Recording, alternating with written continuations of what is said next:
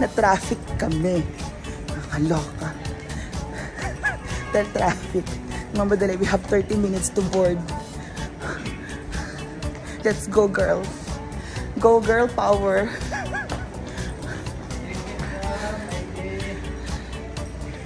Okay. Ismail ang nakaabot. Ismail ang nakaabot sa pier. Boarding area na to. Ismail ang naka-success ang nakaabot sa pier. Yes. Ayop ka. Beres, tuguran eh. Hanap mo muna yung arrival nila. Kung wala, balik na magreto biyahe. Wala na. Eh. Tapos kayo na sa puntahan na. Ah.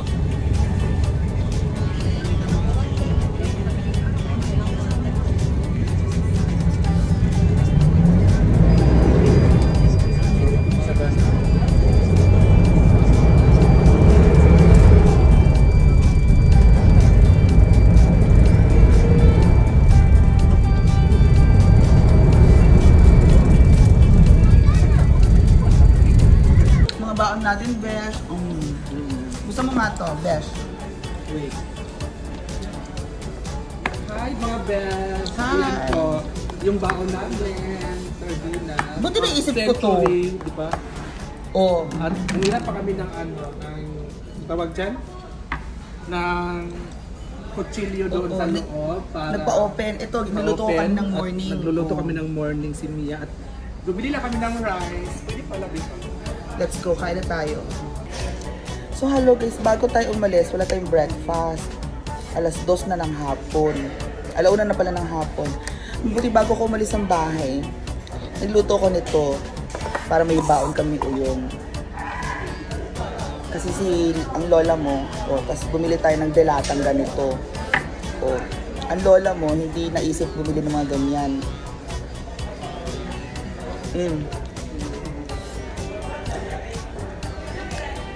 Kain tayo.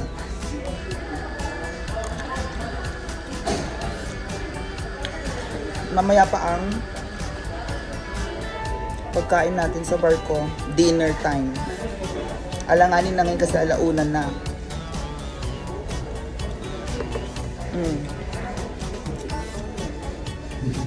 Diba?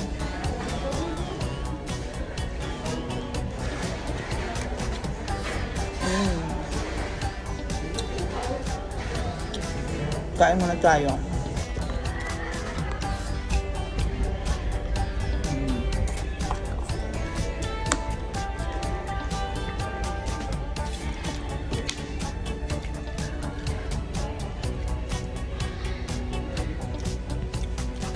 Magkape tayo.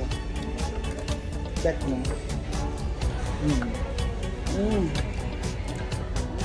Grabe lang kagutom, walang kain. Ako din wala din. Ikaw? Breakfast, wala akong kain. Pati ako. Anyway, niluto ko na lahat ng mga pwedeng lutuin sa bahay. Wala na kang ano doon. Natira. Tubig lang laman ng rep. Nakaprogen yung lahat.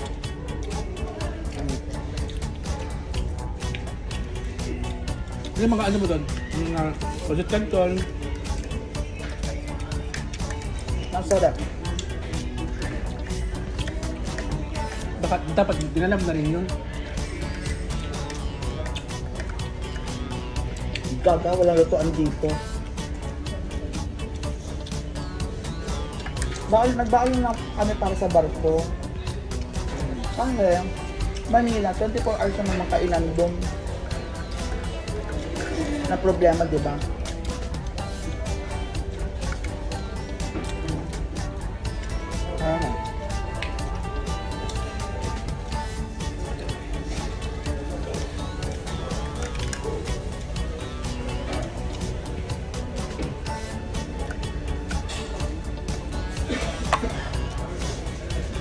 Kagutom.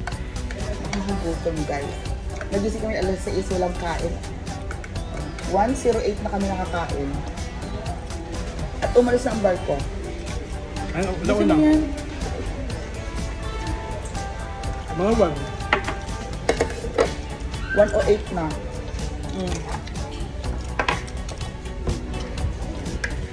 Masarap pala pag ano no.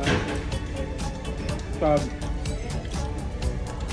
bago ng ganito. Ganito lang, magmaan ka ng ganyan. Kaya mo. Kasi kakain tayo mamaya. Ang bar ko magsiserve pa ng food. 6 or 5:30 PM. So, Hello. sabi ni Ma'am Atilin, Thank you, Atelin.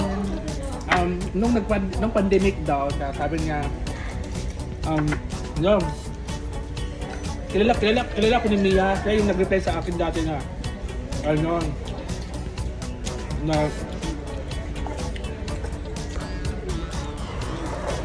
PBB pa sa benda. Pero, nakalimutan din nakalimutan na niya kung sa dami niyang nire-replyan dati ng pandemic. Thank you guys. Bye.